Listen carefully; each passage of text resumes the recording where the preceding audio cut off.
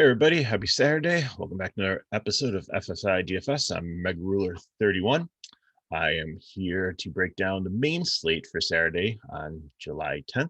McKinley 412 has posted the early one that starts at 4:05. There's a couple showdown slates earlier in the afternoon, but got a nice 6-game slate tonight and we'll just jump in and go game by game, start breaking it down for you.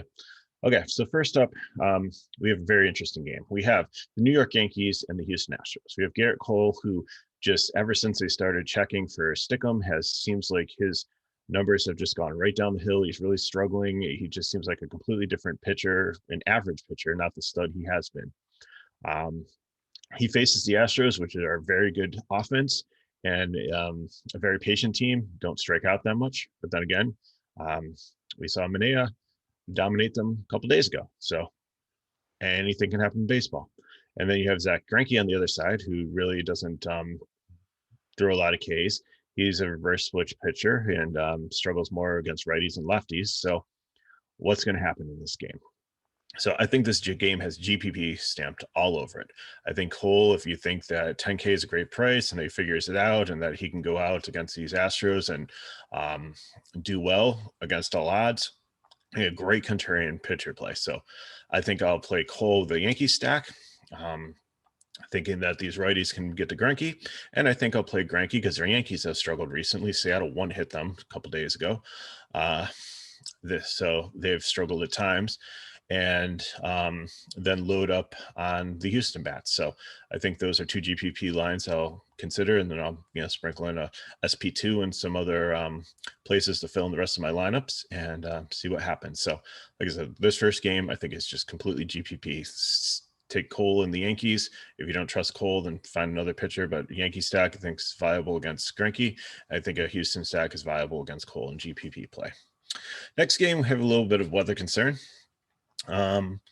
Some rain, possibly about 40-50%, wind blowing in 10 miles per hour in Chicago, super low total. Pick'em game 3.75 on both sides.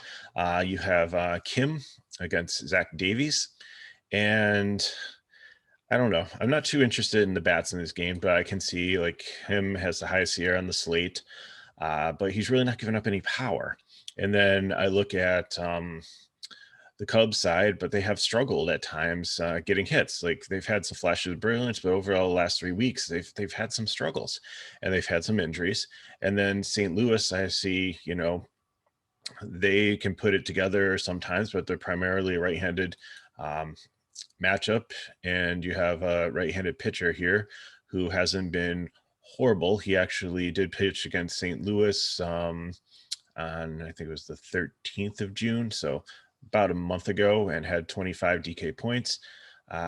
He really hasn't been horrible. 2 earned runs. He got beat up by Miami, but has had some quality starts recently. So again, I think you can't completely write these guys off. If the weather's going to be okay, but it's still going to be cool and it's going to be the wind blowing in, I think in GPPs, both these pitchers you can play, and I think you have low ownership. Love the pricing on them. Yeah, 5.7 and 6.6. And like I said, Kim is risky, but his last game against San Francisco is a decent offense. 20 DK points, 19 DK points against Arizona. Struggle a little bit against Pittsburgh and Atlanta, but Miami 18. So he's not been that bad, and he's only really like earned run-wise 4 against Pittsburgh, but none against San Francisco, only 1 against Arizona, only 1 against Atlanta, only 1 against Miami, 2 quality starts. So again, not great studs here, but if the weather and this totals are right, and I don't think you're going to see a lot of strikeouts here, but I think you can maybe at least reach value with both these guys. You're looking at maybe 13 to 15 DK points, and for their salaries, that might help you load up on bats tonight. So next game is going to be Cincinnati Reds at Milwaukee. At Milwaukee, Freddie Peralta is one of the probably favorite pitchers on the slate. He'd be my SP1 here. It's going to be between him and Walker Buehler. I'm favoring Peralta. I know the Reds are probably a better offense and Walker facing Arizona, but I think Peralta is the one that I'm going to look at as my SP1 tonight.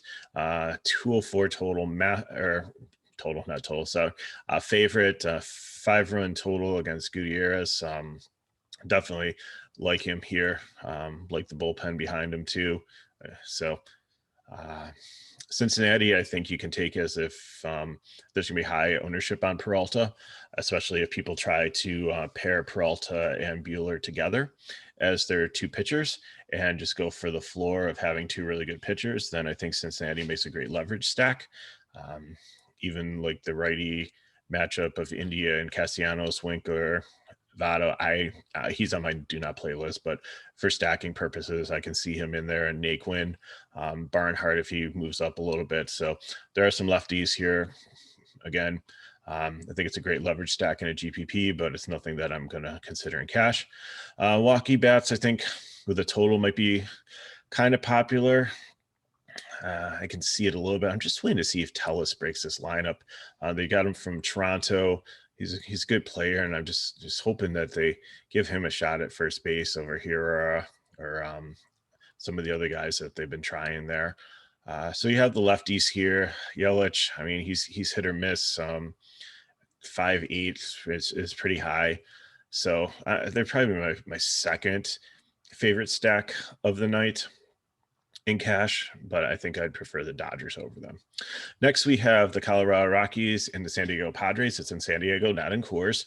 Marquez has been very good outside of Coors, and but he faces an elite lineup. So I think he's a really good GPP pitcher play here tonight, because San Diego, even though they have this elite offense, has struggled at times versus decent pitchers. And Marquez, they only have a 4.36 total. So it's not like they're up like at a 5 total like sometimes we see. It's a good pitching ballpark. So if Marquez is on tonight, he can give them some trouble.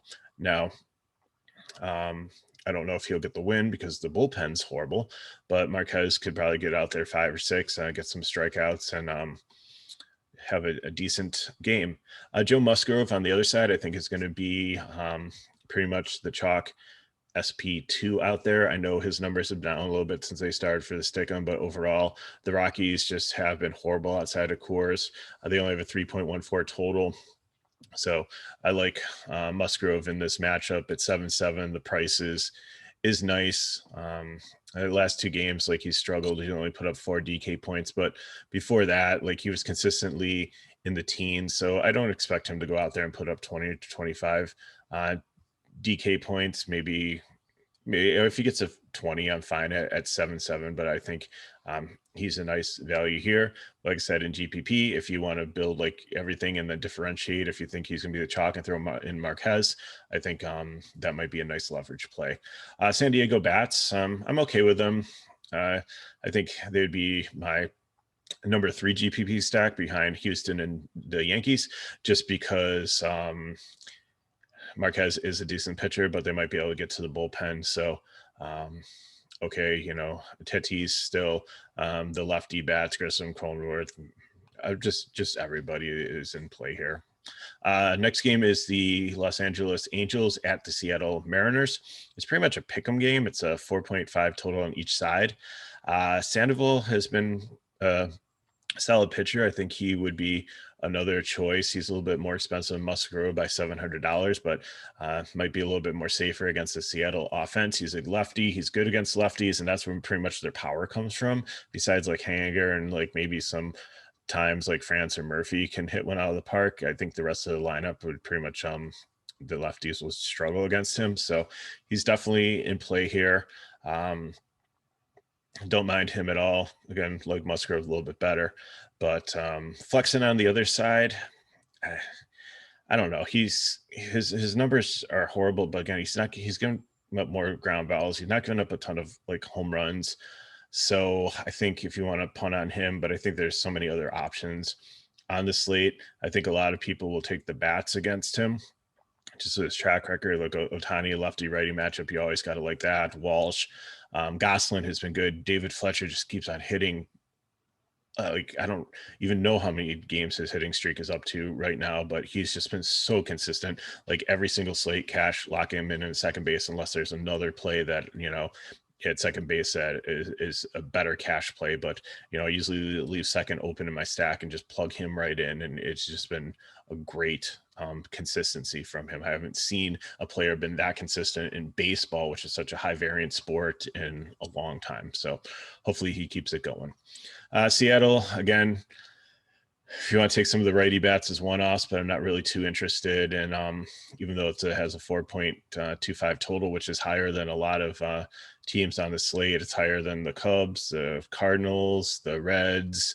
It's the same exact total as Houston and New York. So I think if you're betting, I would maybe take the under on that if that 4.5 remains. So Dodgers, they have a 4.95 total against the Arizona Diamondbacks, who have a 2.55 total. So Walker Buehler's here. Like I said, if you want to pair Buehler and Peralta, that's fine.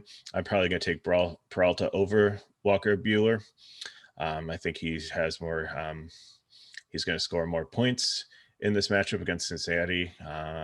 Arizona's middle of the road in Ks. Cincinnati has a little bit better chance of getting some strikeouts for Peralta.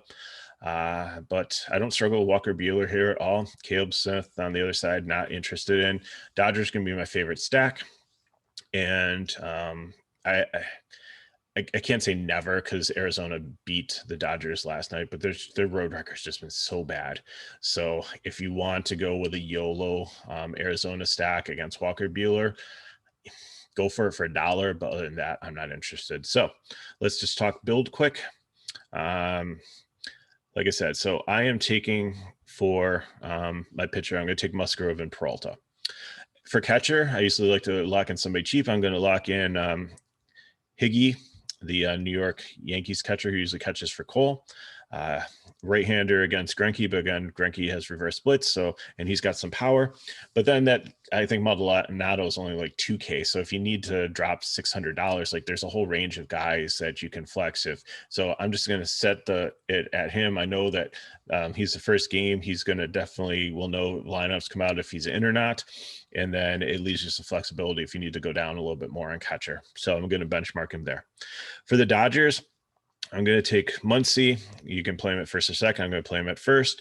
Turner, I'm going to go with Bellinger, Betts, and Pollock. Those are going to be the Dodgers I'm going to take. I can understand if you want to be a little bit different from the stack, if you want to not play Muncy with the lefty-lefty matchup and go with Taylor at shortstop, that's fine.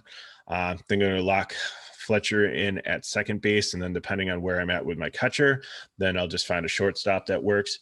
And this build gives you enough that if you want to go up to Walker Buehler, it is possible. Or if you want to punt one of these Dodgers and only play 4 of them, then you can play Walker Buehler and Peralta in this build and still have a pretty nice lineup. So it's if you don't play Muncy, then that gives you, and you play Fletcher at second base, that gives you 3,600 for first base and shortstop. And, Renfroe is a decent first base, or Gosselin, sorry, is a decent first baseman at like 2.4. There's a lot of guys under 3K that you could play at either position. Sometimes I like punting shortstop too, because unless you're playing up for like Tatis or some of the big boys, and sometimes it just just go low and just hope that you get a couple hits there, and if you get to 0 at like under like 3K, it's not going to kill you. But if the other position, you get a really, really good guy in a really good matchup, then that's much better. So appreciate you watching. Give us some comments if you have any questions. We'll try to get back to you, help you out with the slate. Just watch the weather again for Cubs and St. Louis if you decide to play either of those pitchers. Again, favorite stacks would be Dodgers, Milwaukee, and some of these LA pieces. Houston and New York, I'm going to do GPPs with, because both the pitchers could be decent. Both the pitchers could be horrible and give up a bunch of runs.